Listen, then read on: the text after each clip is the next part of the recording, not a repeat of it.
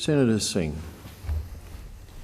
Tonight I rise to pay tribute to an incredible writer who has recently been awarded the 2014 Man Booker Prize for his extraordinary achievement in The Narrow Road to the Deep North, Richard Flanagan. A people's history is scored in moments, resonant moments that are experienced, remembered, shared and retold. These moments, like Gallipoli and the Sydney Olympics, are immediately and intuitively understood as confirming our preconceptions or perhaps our misconceptions about ourselves. But other moments, not less intrinsic to our national tapestry, jar with those tightly clasped self-beliefs. Those moments were not believed by those who were there and incapable of being understood by those who were not. Such moments are not shared so widely in our experience. Maybe this is why a people rely so heavily on their storytellers to find the dark and opaque moments, weaving them into the national story despite their cruelty and inscrutability.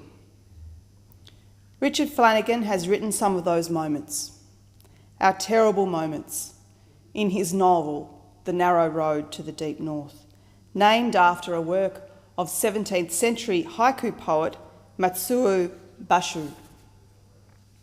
A.C. Grayling, the chair of the judges of the Man Booker Prize, called The Narrow Road to the Deep North a magnificent novel of love and war, written in prose of extraordinary elegance and force. Richard is only the fourth Australian and the first Tasmanian to win the highly coveted Man Booker Prize, a literary prize awarded annually for the best original English language novel. But this year the prize was expanded.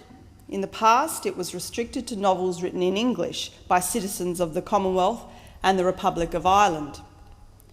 Now it includes all authors writing in English, regardless of country of origin. So Richard is the first winner of a truly international Man Booker Prize. In 1994, a grant from Arts Tasmania enabled Richard to publish Death of a River Guide. Launching the career of an Australian literary genius only cost us $14,000. 20 years, 6 novels and 2 film scripts later, the rest of the world has embraced his talent. Chris Wallace described this win as a matter of pride for all thinking Australians. It's down to his prodigious talent, of course, but also to a country which, while some pretend it's all and only about mining and sport, has nurtured some great creative talents. Perhaps tonight it is more appropriate to recognise the debt Tasmania owes to Richard, a provocative and persuasive supporter of Tasmania's unique cultural story. His novels envelop us in rich, dark and wondrous narratives of Tasmania, an island at the end of the world, greatly underestimated and often misunderstood. But not underestimated by Richard. As he said, "I've grown up in a place where the measure of everything extraordinary was not man-made, and it does lead you to think differently about human beings. To live in a city is to live overwhelmed by extraordinary objects. But just outside the little town where I grew up, there was the oldest living thing on earth, a huge tree that was 12,000 years old." Richard Flanagan understands the power and importance of Tasmanian and Australian moments. He understands us beautifully. The great writers, the writers who discover masterpieces within themselves, the Booker Prize winners, lend us the means to feel the pain of fear and love and war. The Narrow Road to the Deep North does this. We feel painful, terrible feelings, feelings that resonate. In The Narrow Road to the Deep North, he has written moments of horror that should be indescribable, moments of love and war that must be inconceivable, torment that would be unspeakable, loss that might be impossible. The Narrow Road to the Deep North is a love story crafted from the experiences of Richard's family.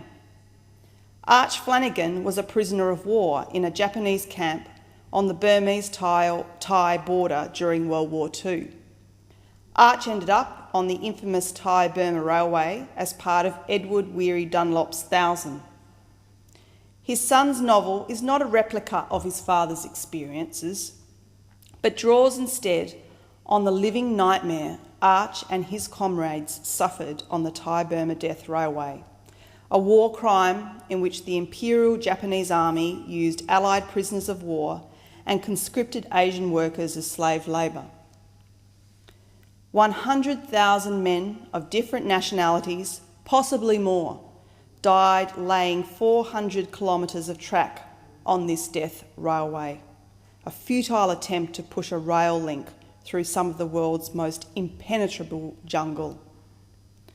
More than 2,700 of those who perished were Australian. And in the end, Arch Flanagan was not one of the fallen. His triumph was his survival.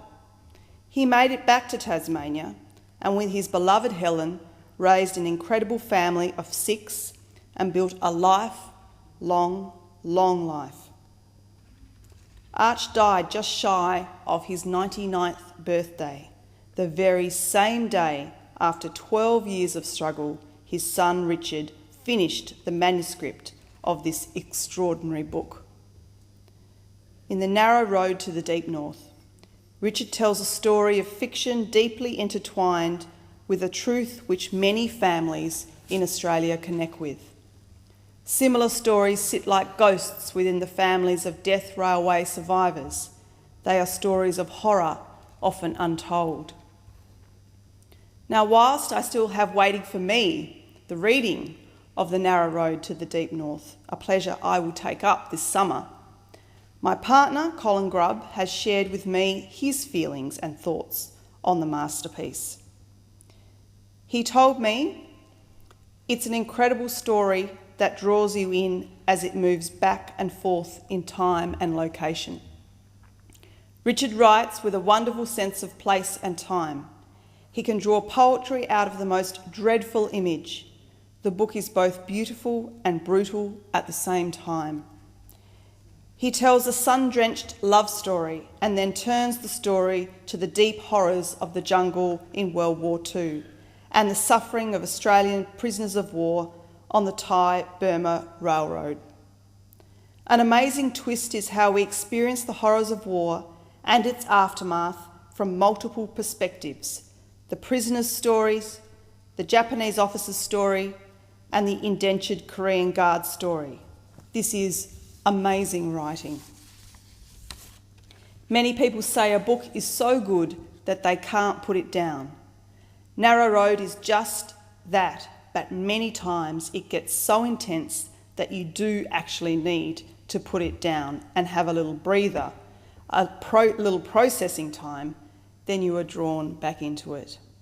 Some passages are very confronting, but I found you need to go through these. You have to go through the jungle.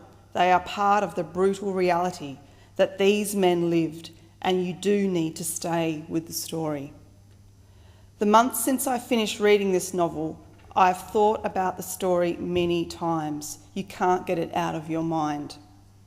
I think of all those old mates of my dad who propped up by the bar at the local RSL. All those experiences they never spoke of because no one back home could possibly understand. After reading this book, you can begin to understand. I read the last line and closed this book thinking, masterpiece, and that's exactly what it is. I really think Colin's depiction of this masterpiece of a book is exactly why it has won the Man Booker Prize. This book is an extraordinary achievement, and how lucky are we to have in Australia, and indeed from my beautiful home state of Tasmania, this incredible writer, Richard Flanagan. Richard is a man whose incisive speech belies sometimes the breathtaking and often lyrical metaphors that mark his writing. A truly Tasmanian character, in his acceptance speech for the prize, Richard said, "I do not come out of a literary tradition. I come from a tiny mining town in the rainforest in an island at the end of the world.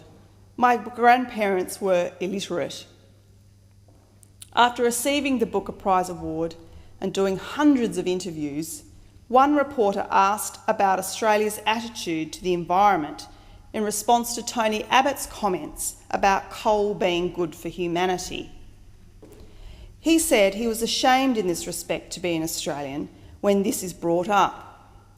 The media, of course, went to town on this comment as if it was all he said. Well, Richard is not alone there. I too feel ashamed when we have the leader of this nation making such foolish and embarrassing claims, which were coupled by his attempt to not even allow climate change on the G20 agenda in Brisbane. What kind of message about Australia and our care for our environment, as well as our commitment to do our part on global warming, does this send to the world? Richard was right when he said Australia has the most extraordinary environment. He spoke frankly for so many of us when he said he did not understand why this government seemed committed to destroying what we have that's unique in the world. Richard said, "The horror of the death railway doesn't begin with the first beating or the first execution. It begins decades earlier when the idea is put abroad in society by politicians, public figures, writers and journalists that some people are less than people. And in Australia today, strong voices of the powerful are being raised saying some people are less than people. It is poison to the soul of a society, and it should be named as such, and its evils opposed and ended." It is with great pride, as an Australian and as a Tasmanian, that I congratulate Richard on his success. I believe his work has inspired a new generation of Tasmanians to stay to build a future Tasmania, to embrace the kinks and heal the fractures in our history. The narrow road to the deep north speaks of the love affair our nation has with literature. It is a love affair which Richard contributes admirably to. And finally, I would like to pay my sympathies with the recent passing of Richard's mother, Helen, and give my deepest condolences to the Flanagan family. May she rest in peace.